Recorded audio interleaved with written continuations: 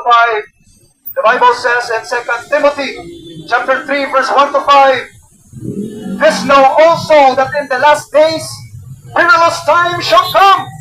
For men shall be lovers of their own selves, covetous, boasters, proud, blasphemers, disobedient to parents, unthankful, unholy, without natural affection, truce breakers, false accusers, incontinent, fierce, despisers of those that are good, traitors, heavy, high-minded, lovers of pleasures more than lovers of God, having a form of godliness, but denying the power thereof.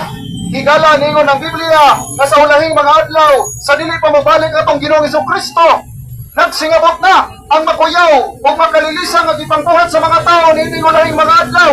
Number 1, higala, ang mga tao na higugma sa ilang profesyon, ang mga tao na higugma sa ilang edukasyon, ang mga tao na higugma sa tradisyon, ang mga tao na higugma sa ilang relihiyon, pero walay relasyon sa atong Ginoong Hesukristo.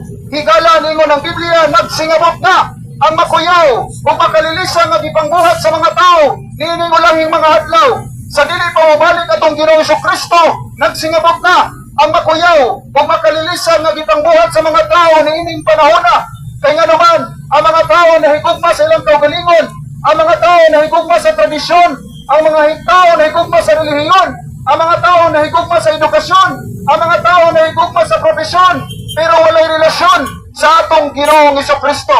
Munang tuyog tumong higala nga inibalik sa atong Ginoong Hesukristo adto sa nagdilaag nga kalayo sa impyerno, ang balo sa Dios sa katong mga tao nga wala mo tuo, wala mo salig sa atong Ginoong Hesukristo. The Bible says in 2 Thessalonians chapter 1 verse 7 to 9, when the Lord Jesus shall be revealed from heaven with his mighty angels in flaming fire, taking vengeance of them that know not God and that obey not the gospel of our Lord Jesus Christ, who shall be punished with everlasting destruction from the presence of the Lord and from the glory of his power. Higala ningon ng Biblia nga sa inibalik sa atong Ginoong Hesukristo, kini kung ipadayag na siya gikan sa langit kauban nga mga balaan nga mga anghel adto sa nagdilaag makalayo sa impyerno, ang balo sa Dios sa katong mga tao nga wala mo tuo, wala mo salig o walay relasyon sa atong Ginoong Hesukristo, adto sa walay hunong at pagkalaglag, adto sa linaw nga kalayo sa impyerno, ang balo sa Dios sa katong mga tao nga wala mo tuo o wala mo salig o walay relasyon sa atong Ginoong Hesukristo, at adto sa mga tao nga wala motuman sa mayong balita. Ang mayong balita higala para maluwas atong kalag gikan sa kalayo sa impyerno mao kini.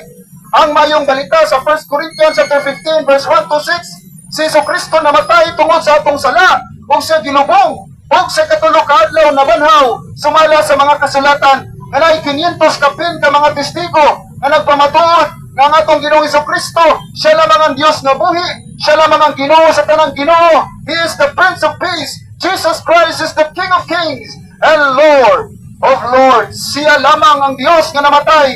Di kanaog siya gikan sa trono siyang langit aron pagluwas sa makasasala. The Bible says in 1 Timothy chapter 1 verse 15, this is a faithful saying and worthy of all acceptation that Christ Jesus came into the world to save sinners. Niyari atong Ginoong Hesukristo to save sinners because you and me are sinner in the front of our Lord and Savior. Ikaw ug ako makasasala. Ikaw ug ako dili mayong tao. Ikaw ug ako dili buotan na tubangan sa Ginoo.